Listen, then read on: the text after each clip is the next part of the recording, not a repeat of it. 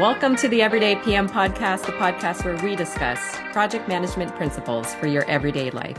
My name is Ann Campia. I'm the host and founder of the Everyday PM, and I'm so excited to bring the topic of mastering AI literacy as a project manager to you all today.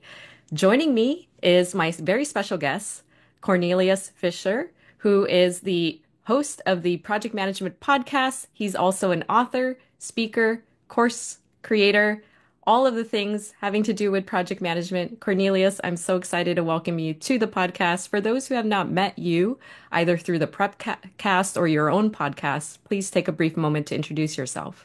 Yeah, thank you very much for having me. I'm very excited to be here.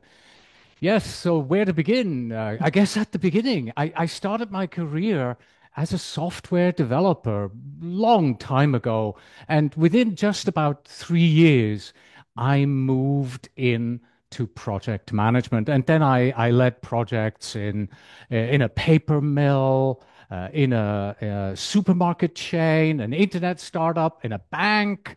And then I decided, you know what, I'm going to go out on my own.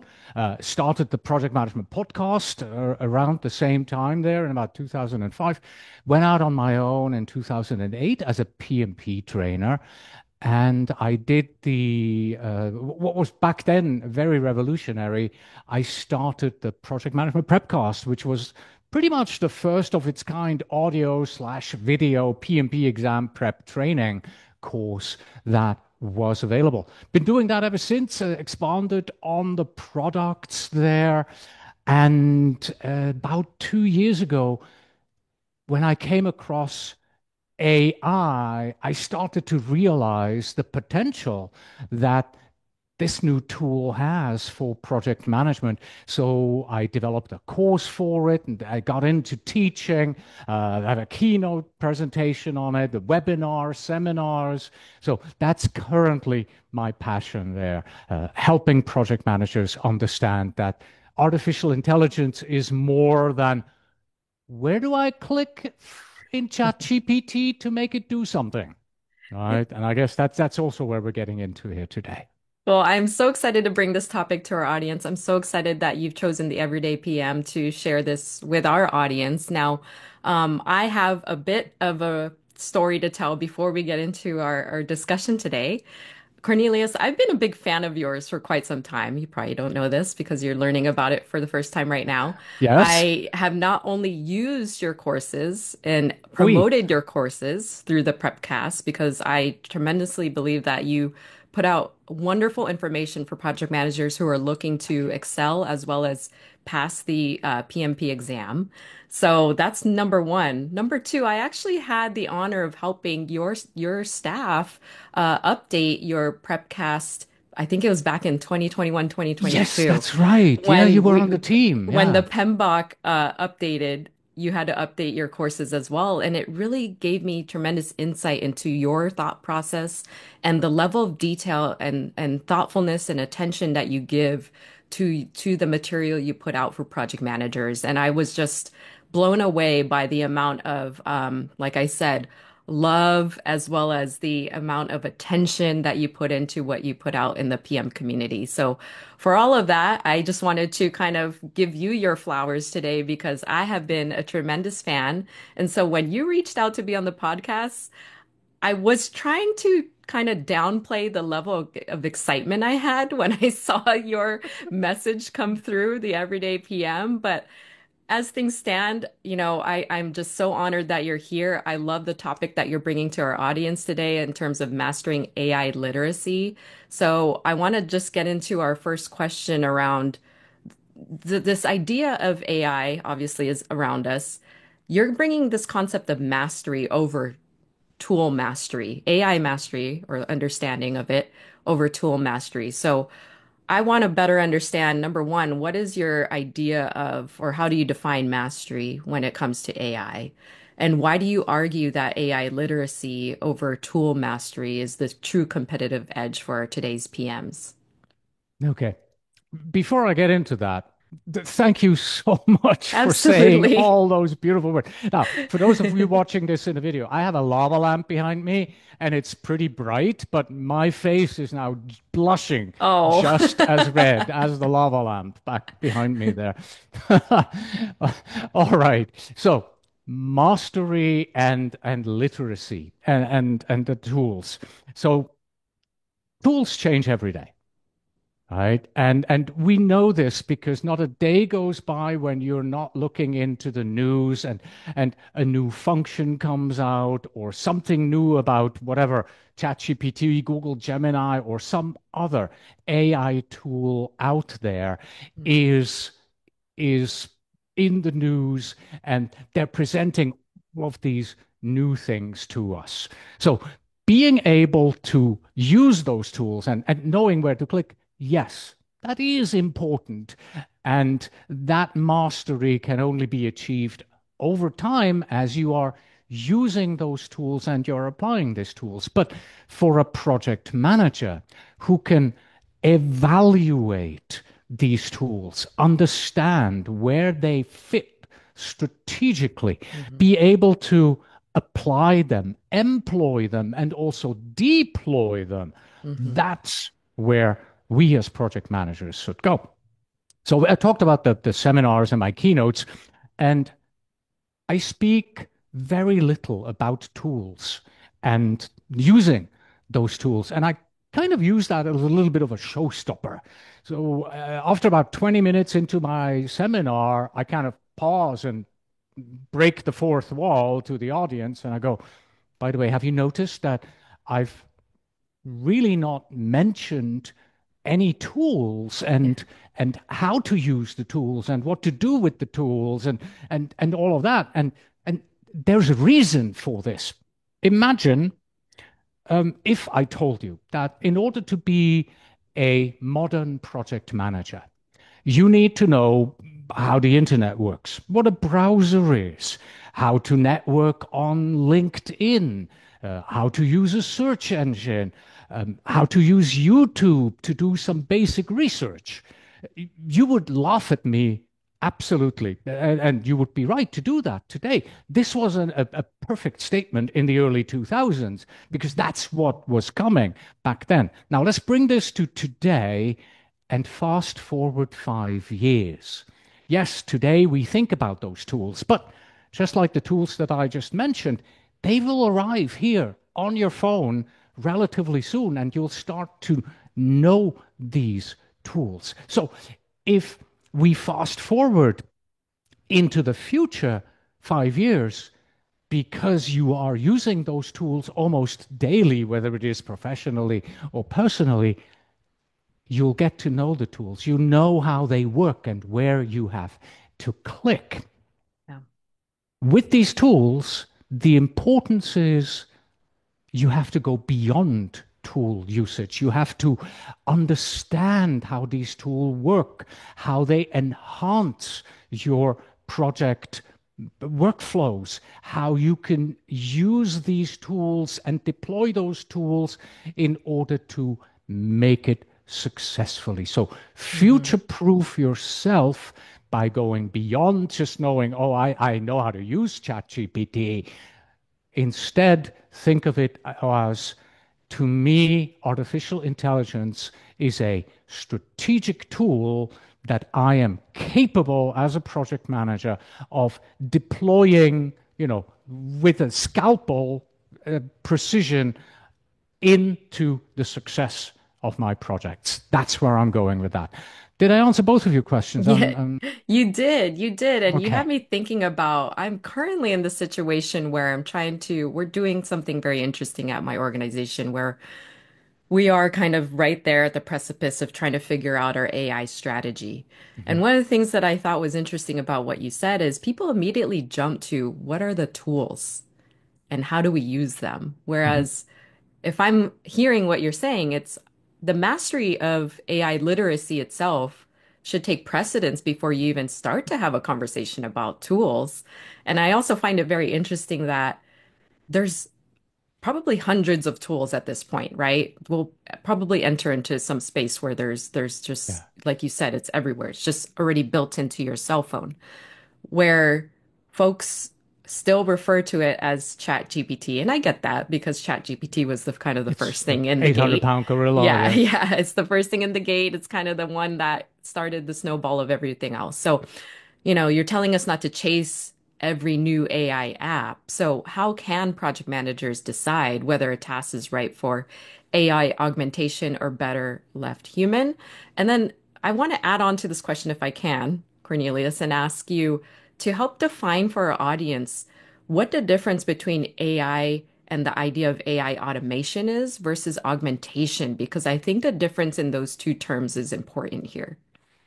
Yes. So let's start with augmentation. I really like the fact that you use the term augmentation because when we talk about artificial intelligence, the one of the questions that pops into my head or into many people's heads is, oh my God, the machines are coming for my job, Yes. right? While that is true in some industries that are really being hammered by this, I was just listening to voiceover artists and how they are beginning to struggle because AI voices are becoming so good and so inexpensive.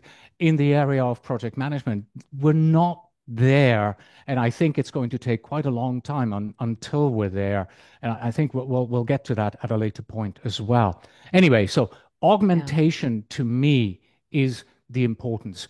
I am not advocating that we need to replace the project manager. I'm Right. advocating that we need to, and the project teams either, that we need to give ourselves and our teams the AI tools that take away the busy work, Mhm. allowing us to be more creative and more human right there. And one of the questions or one of the flips that I make is this. If somebody asks, but what will I do Mhm. once AI is here and does all my work? Stop that kind of thinking and flip it around and say, don't ask, what will I do? Ask, who will I be Mm. when AI is by my side and Yeah. helping me?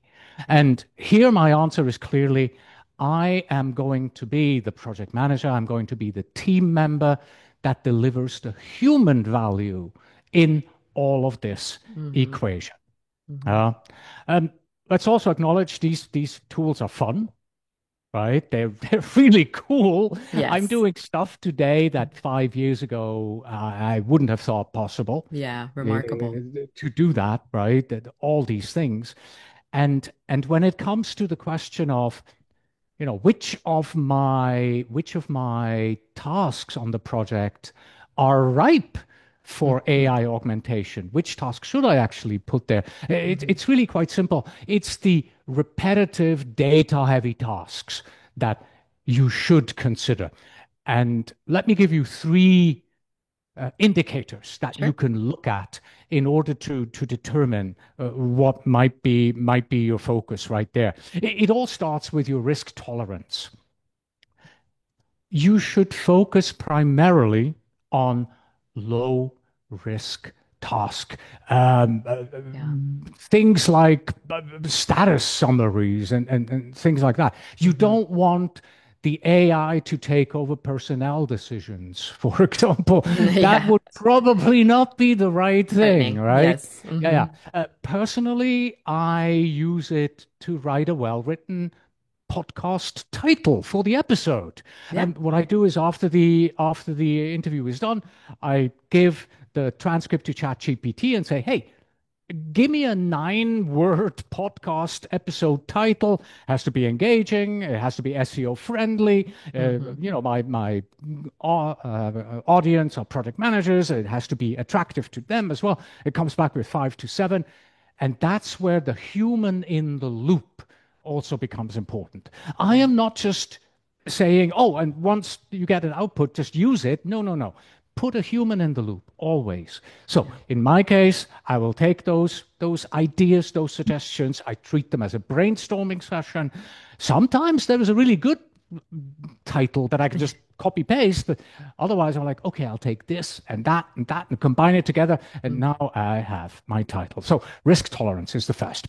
Then Right. data, availability of data and quality of data is next, because AI thrives on high quality data. If if you can only give bad data to your AI and not a lot of good data, the output is really not going to be there, Hmm. right? And the way I use it is in my PMP training, CAPM, PMI, ACP, I use it to brainstorm lists. Like what I recently did is started working on is am I ready to take the PMP exam? I want to Oh, create a checklist with it's great. 20 points, indicators, and I usually start with about, a few in my head already, and I give that to the AI, and then the AI is trained on a lot of data, Hmm. including PMP tips and suggestions that so many blogs have put out there. And it will bring these together and probably give me a list of 35. And then I, as the human in the loop, I need to sift through these, make sense of them, and go, no, this doesn't make sense at all. This is not part of what I'm trying to do. I have to go into a different direction and then create my list. Yeah. And then, last but not least, repetitiveness of a task that really brings little insight to you. Things like writing meeting summaries, Hmm. for example. Yeah.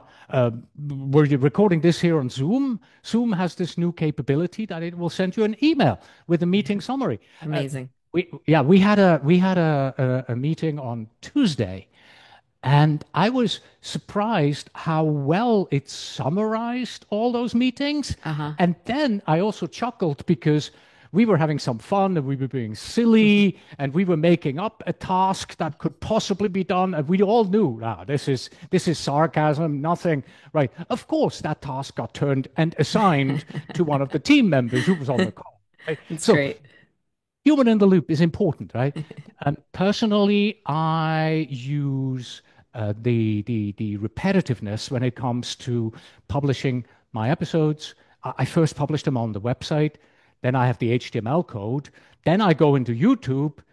YouTube doesn't take HTML, it takes straightforward text. So it's like copy paste, reformat, copy paste, reformat. I'm no longer doing that. I now have a prompt for ChatGPT. Hey, here's my HTML code, convert it into YouTube, text only format, Hmm. paste it in. 5 seconds later, I can copy paste and I save a ton of money in Yeah. that way. So, risk tolerance, data availability, and repetitive tasks that really are bring little insight to the person who's doing it. Those are the three key performance indicators that I would suggest.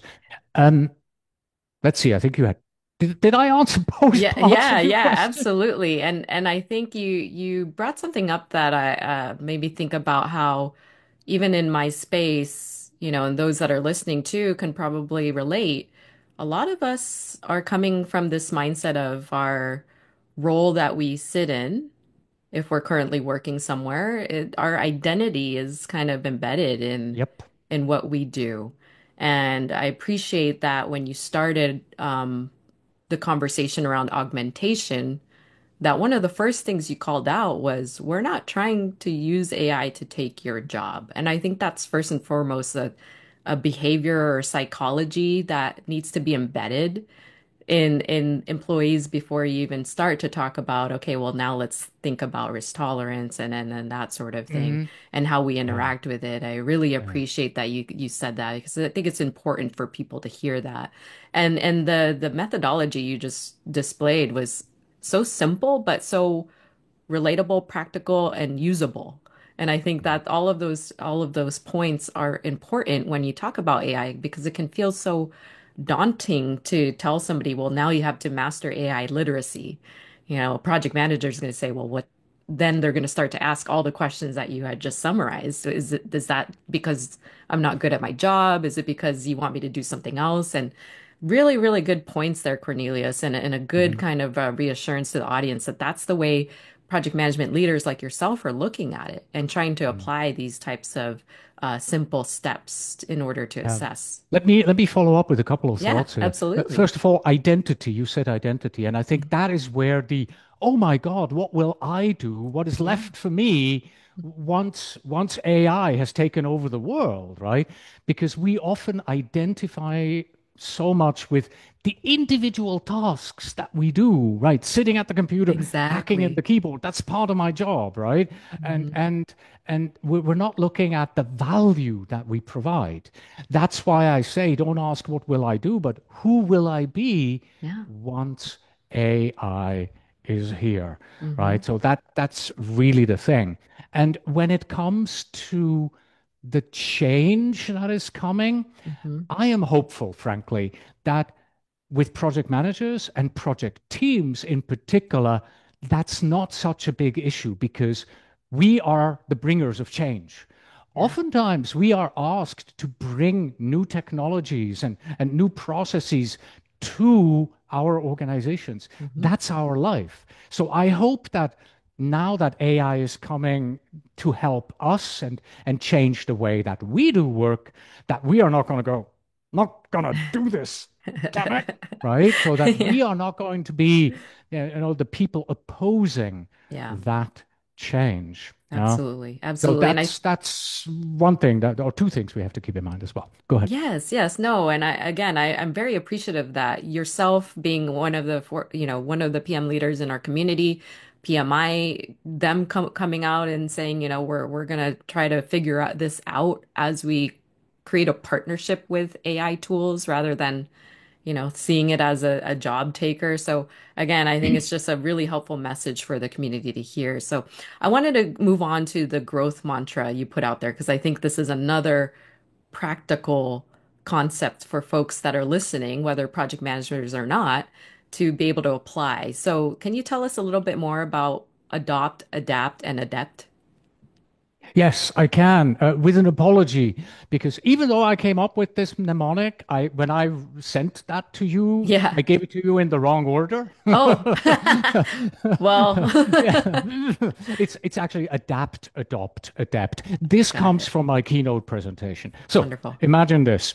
Um, You've been listening to me talk about AI and the promise of AI and anything it can do and the great future, is so bright you got to wear shades kind of thing. And you're kind of sitting there listening to me and you go, all right, so how do I get into this, right? And I was using this mnemonic adapt, adopt, adapt, adept. Now even I'm Tongue struggling with twister. it. Adapt, adopt, adapt. Well, in order to help people get something into their head that is easy to remember. So Hmm. adapt. Adapt is a change in your mindset. You literally have to tell yourself, okay, yeah, this is coming, right? This is something that is changing, and I have to move with the times and move forward. Adopt is then the next step where you look at all the things that you do on your project and you maybe pick a first task Hmm. from within your project management arsenal and you say, okay, according to what Cornelius said, data availability, risk tolerance, repetitiveness, this might be a task where I can adopt artificial intelligence. Hmm. And then adept is lifelong learning. Not just thinking, oh, now I know where to click in ChatGPT, but understanding the strategic implications that Yeah. AI has. And this is the point where I'm starting to steer people towards going into the AI literacy direction. So building a skill set that is broader than just I know how ChatGPT works Yeah. and really going in depth and breadth. And the reason is twofold.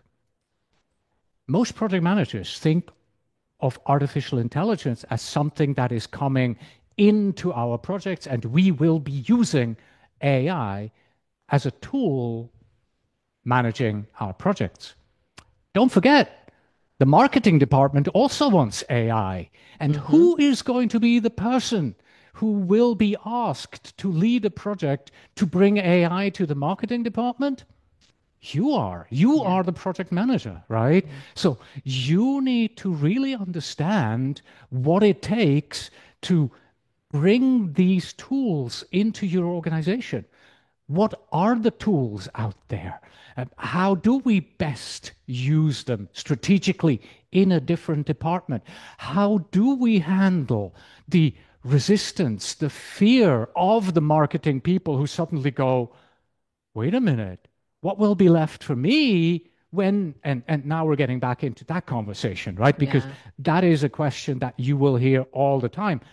What's left for me Yeah. once you bring AI here, right? So all of these considerations, that's where I feel project managers need to go and adapt and adopt.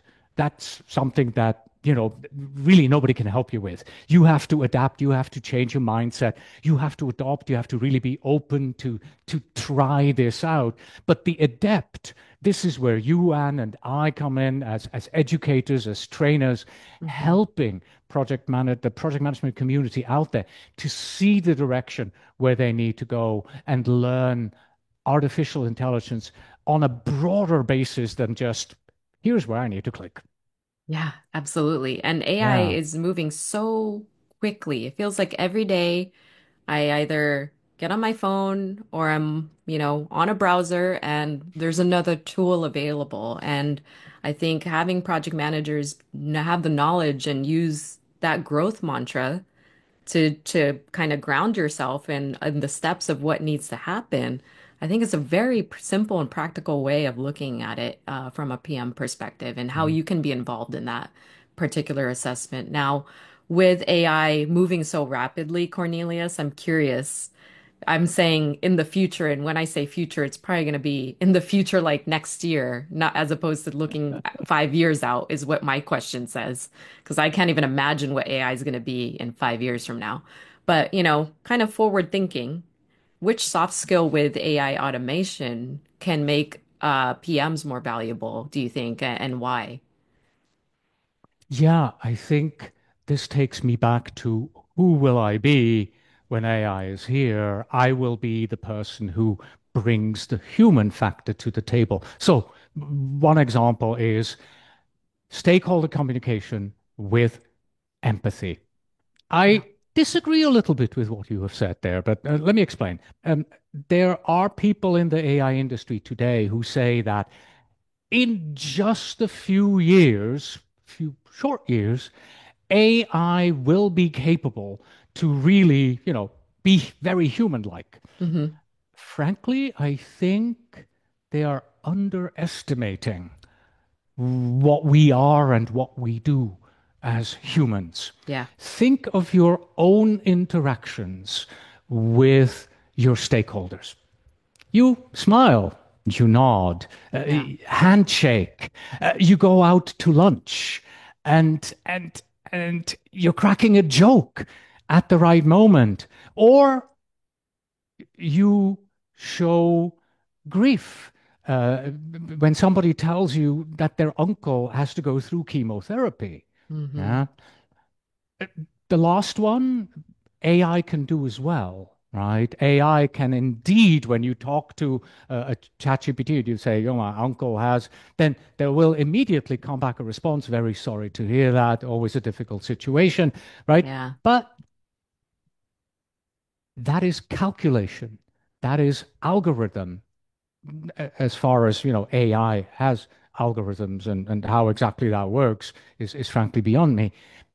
That is not rapport with your stakeholders. Hmm. So while an AI can mimic today some things that we do naturally, and it will get better and better at mimicking them, real humanity, real empathy, it's going to take a lot longer than these few short years that some are predicting. Yeah, agreed. Because yeah, to me, complex projects, and I think this is what we can boil it down to, complex projects, they succeed based on the rapport that we have with our stakeholders and not based on calculated responses Yeah. that I'm coming up with. Hmm. Yeah, yeah, absolutely. It reminds me of one of the core lessons I teach some of my students in a organizational leadership course is there's still this concept of gut instinct or, Yeah. yeah, gut instinct really. Uh, I don't, I agree with you. I Add don't that know to the that list, AI, right? yeah, I don't know that AI is ever going to have a gut instinct. You could get it to train to get pretty close, but yeah, I completely agree with you in that Yeah. it's one of the hardest, to me as a PM, it's one of the hardest skill sets to try to convey to folks who aren't project managers, in that we have these soft skills, this humanity that we really do utilize on a day-to-day basis, the Yeah. relationship building and that sort of thing that comes with just being a human being, that really plays into our role. And it's become more and more significant today more than ever because you're working with diverse teams, you're working with global partners, you're working remotely, you're working in hybrid situations. The more of that humanity we can bring into being a project manager, I don't know that AI will ever be able to take over that aspect of our I'm a roles. bit But of a sci-fi nerd, right? yeah, So we'll see. something like a C-3PO from Star Wars or Mr. Data from Enterprise, Yeah. Star Trek. I think eventually, yes, we'll get there, but probably not in my lifetime. Yeah. Somebody who is born today, why not? That might happen. Yeah. But it's going to take a lot of hard work in order to get there. That's kind of where we're going. So that's also why I'm saying, project managers, we are, because there is so much rapport needed, so much interpersonal um, trust that needs to be built in projects. Yes. Um, we are, at least for the time being, pretty safe Yeah. in our choice of the work that we do. Yeah. Absolutely. Absolutely. So I'm going to ask you probably the hardest question of this conversation, Oi. Cornelius, because there's been so much wisdom that you've shared with our audience today and so many great practical takeaways as well. But if you're to synthesize our conversation around mastering AI literacy for project managers, if there's one action item that you want project managers or the non-project managers to take away from our conversation today, which one would you choose? Mhm. Yeah. So I want to send you off towards AI literacy. And really, the first step into that direction is data literacy. And so that's my recommendation. Become data literate. And data literacy is being able to read data, being able to understand data, being able to make sense from data, being able to understand the quality of data, being able to use data to make decisions, being able to visualize data. And even though I'm saying, the data, that's the thing that AI will crunch through and within seconds be able to make sense and bring results back. But again, human in the loop, if you are not data literate, you won't notice that there is a problem. And here is an easy way that you can start applying data literacy today, tomorrow. Right? Ask yourself this, ask your team this. On my project, on our project, which single data set should we use in order to make project decisions?